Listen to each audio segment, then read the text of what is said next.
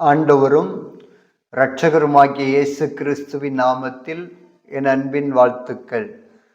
ரட்சிப்பின் சத்தம் என்கிற தலைப்பில் உங்களோடு கூட பேசும்படியாக கர்த்தர் கொடுத்த இந்த நேரத்திற்காக கர்த்தருக்கு நான் நன்றி சொல்ல கடமைப்பட்டிருக்கிறேன். தியானத்திற்கென்று தெரிந்து கொண்ட ஒரு வேத வசனத்தை நான் வாசிக்கிறேன். 1 பேதுரு 5ஆம் அதிகாரம் 10வது வசனம்.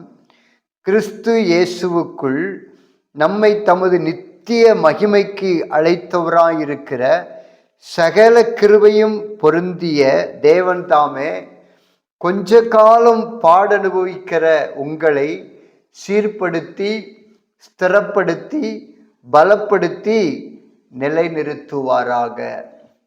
இந்த இடத்துல ஆண்டவர் சொல்லுகிறார், கொஞ்ச காலம் பாடனுபவிக்கிற உங்களை. இன்றைக்கு நீங்கள் பாடுகளின் மத்தியில் வாழ்ந்து கொண்டிருக்கலாம். ஏன் இந்த பாடு என்னுடைய வாழ்க்கையில வந்தது, ஏன் இந்த உபத்திரவம் என்னுடைய வாழ்க்கையில வந்தது என்கிற ஒரு கேள்வியோடு கூட நீங்கள் இருப்பீர்கள் என்றால், இன்றைக்கு ஆண்டவர் உங்களை பார்த்து சொல்லுகிறார், இந்த பாடு கொஞ்ச காலம். ஆண்டவர் சொல்றார், கொஞ்ச காலம் பாட அனுபவிக்கிற உங்களை சீர்படுத்தி ஸ்திரப்படுத்தி பலப்படுத்தி நிலைநிறுத்துவாராக. ஒருவேளை நீங்க கேட்கலாம், ஏன் என்னுடைய வாழ்க்கையில இப்படிப்பட்ட பாடுகள் வருகிறது, ஏன் இப்படிப்பட்ட உபத்திரவங்கள் வருகிறது என்கிற காரியங்களை நீங்கள் உங்களுடைய சிந்தனையிலே வைத்து நீங்கள் கேட்டுக்கொண்டிருக்கலாம். ஆண்டவர் சொல்லுகிறார், எனக்கு அன்பான மகனே, எனக்கு அன்பான மகளே, நீ அனுபவிக்கிற இந்த பாடு கொஞ்ச காலம். எதற்காக நான் இந்த பாடை உன்னுடைய வாழ்க்கையில அனுமதித்திருக்கிறேன் என்றால், உன்னை சீர்படுத்துவதற்காகவே, உன்னை சரிப்படுத்துவதற்காகவே இந்த பாடை நான் அனுபவித்திருக்கிறேன், அனுமதித்திருக்கிறேன் என்று கர்த்தர் சொல்லுகிறார். ஆகையினால எனக்கு அன்பான கர்த்தருடைய பிள்ளைகளே, பாடுகளை கண்டு உபத்திரவத்தை கண்டு நீங்க பயந்து போக வேண்டிய அவசியம் இல்லை. தேவன் உங்களை பார்த்து சொல்றார், உங்களை சரிப்படுத்துவதற்காகவே இந்த பாடை நான் அனுமதித்திருக்கிறேன் என்று கர்த்தர் சொல்லுகிறார். ஆகையினால இந்த பாடை நீங்க சந்தோஷமா ஏற்றுக்கொள்ளுங்க. இங்கே தாவீது சொல்லுகிறார், ரொம்ப அழகான ஒரு வார்த்தை. அந்த வார்த்தையை நான் வாசிக்கிறேன். சங்கீதம் 119:71 வாசிக்கிற பொழுது, நான் உபத்திரவப்பட்டது எனக்கு நல்லது. இன்னைக்கு கர்த்தருடைய பிள்ளைகளாகிய நீங்க உபத்திரவத்தில் இருக்கிறீங்களா, பாடுல இருக்கிறீங்களா? இன்னைக்கு நீங்க ஆண்டவரை பார்த்து சொல்லணும், ஆண்டவரே, இந்த பாடு உபத்திரவம் எனக்கு நல்லது. ஏனென்றால் ஆண்டவர் உங்களை சீர்படுத்துகிறார், உங்களை சரிப்படுத்தணும்னு விரும்புகிறார். அதனால்தான் அந்த பாடை ஆண்டவர் அனுமதித்திருக்கிறார். நீங்க பார்த்தீங்கன்னா, அதனாலே உமது பிரமாணங்களை கற்றுக்கொள்ளுகிறேன். 67வது வசனத்துல தாவீது ராஜா சொல்லுகிறார், நான் உபத்திரவப்படுவதற்கு முன் வழி தப்பி நடந்தேன், இப்பொழுதோ உம்முடைய வார்த்தையை காத்து நடக்கிறேன். ஏன் ஆண்டவர் இப்படிப்பட்ட உபத்திரவத்தையும் ஒரு பாடையும் நம்முடைய வாழ்க்கையில அனுமதிக்கிறார் என்றால், நம்மை சரிப்படுத்துவதற்காகவே, தேவனுக்கு நேராக திருப்புவதற்காகவே ஆண்டவர் பாடுகளையும் உபத்திரவங்களையும் நமக்கு அனுமதிக்கிறார். ஆனா நம்ம நிறைய நேரங்கள்ல நினைக்கிறோம், ஏன் இப்படிப்பட்ட பாடுகள் என்னுடைய வாழ்க்கையில வருகிறது, ஏன் இப்படிப்பட்ட பிரச்சனைகள் என்னுடைய வாழ்க்கையில வருகிறது என்று அநேக நேரங்களில நாம் யோசிக்கிறோம். அதனால்தான் தாவீது ராஜா சொல்றார், நான் உபத்திரவப்பட்டது நல்லது, நான் உபத்திரவப்படுவதற்கு முன்பாக வழி தப்பி நடந்தேன், இப்பொழுதும் உம்முடைய பிரமாணத்தை நான் காத்து கொள்ளுகிறேன் என்று அவர் சொல்லுகிறார்.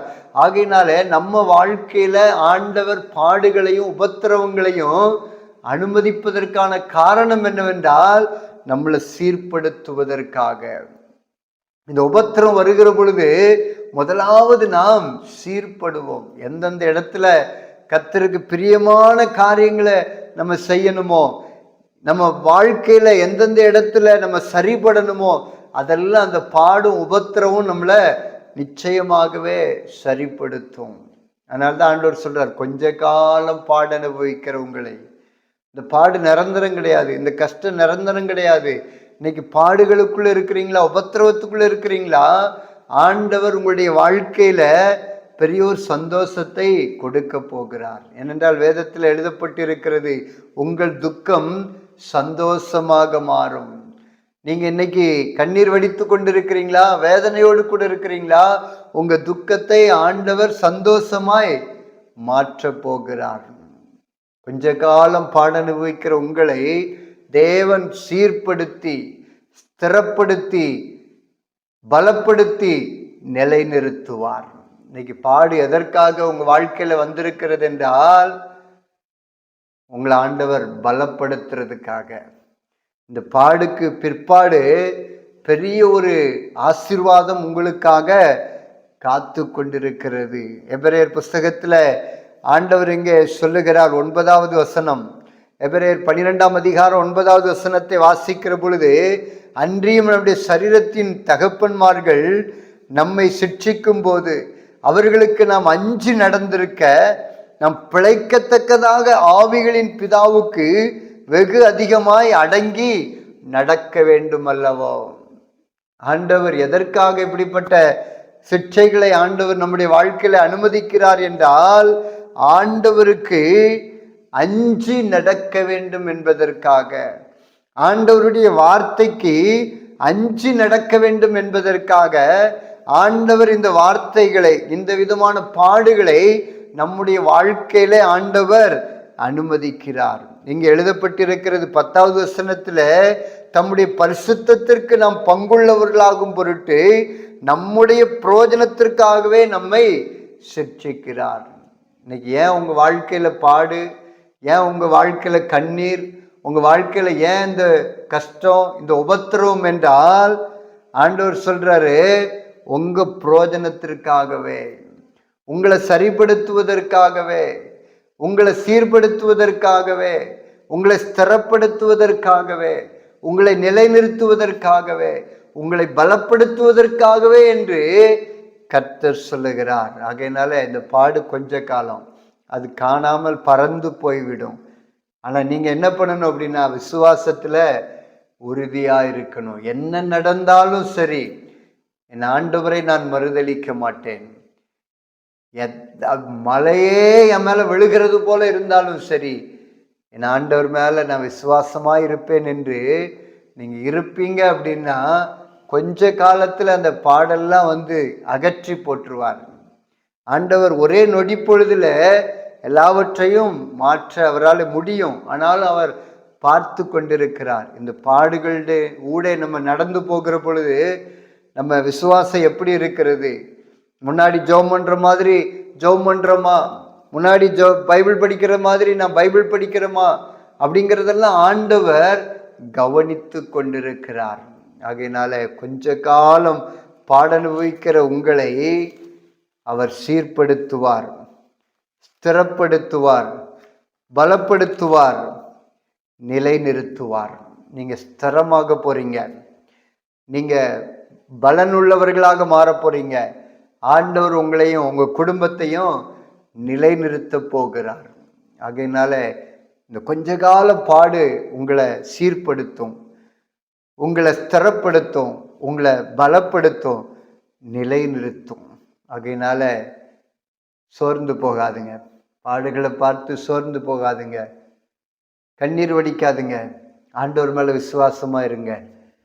நான் அவருடைய பிள்ளைகளாகிய நமக்கு எந்த காரியம் நடந்தாலும் சரி, அவருடைய அனுமதி இல்லாம நடக்காது. ஆண்டவர் அனுமதிக்காம எந்த பாடும் உபத்திரவும் நம்முடைய வாழ்க்கையில வராது.